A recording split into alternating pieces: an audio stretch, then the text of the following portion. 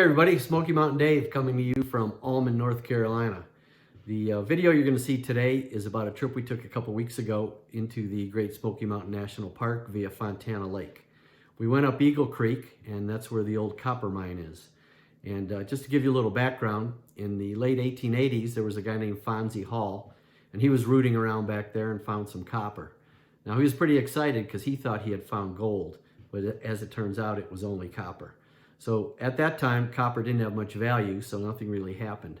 But about 25 years later, from 1926 to 1931, a company moved in and started mining that copper and pulled about 300,000 tons of copper out of that mine. Now, the other thing that is interesting is it's the purest copper ever found in the United States. It's about 32% pure, and most copper mines are somewhere in the low teens in terms of purity.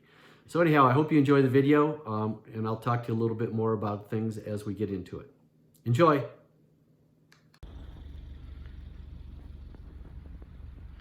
So we're going up Eagle Creek today, which you can see is right there.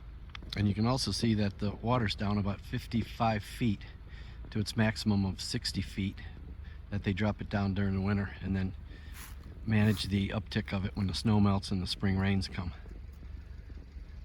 So again, we'll be going up Eagle Creek and looking for the old copper mine.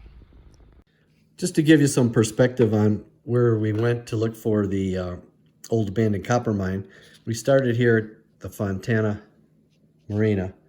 Then we went by pontoon up Eagle Creek all the way up here, and this is where the copper mine is right here.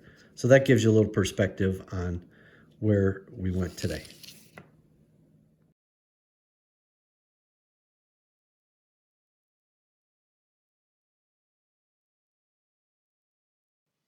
We are at the head of the creek, and as you can see, the water's down about 60 feet, and it lets us see a lot of things that are normally underwater when the water is at full pond.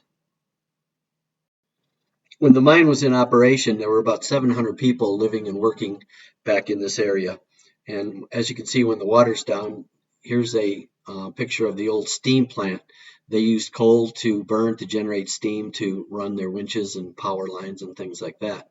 So there's a bunch of old foundations that are normally underwater. Here's the entrance. Obviously, it's dangerous, so they have it fenced off. The mine was about 2,800 feet deep with 7 layers, and they winched the copper up from the mine and then put it in small rail cars and took it out to the head of the creek, where it was put on larger trains and moved. Here's the old superintendent's house.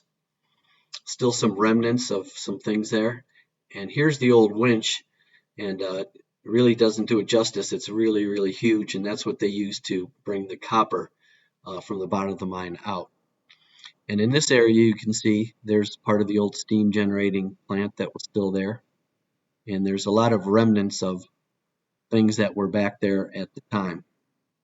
Here's how it looked back. Here's a couple old historic photos of actually how it looked, and you can see the steam generating plant right there and all the old houses and foundations. A lot of work was done to improve it in terms of rock walls, and this is the old cistern that they used to store water. Here's the old chimney from an old school that was there. Again, these are normally underwater.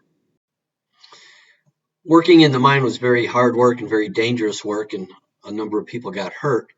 And ironically, the only fatality that ever occurred happened on the last day of the mine being open. A cable snapped, and again, double ironically, a guy named Cable was killed, and that was the only fatality while the mine was in operation. And he's buried in the Cable Branch Cemetery.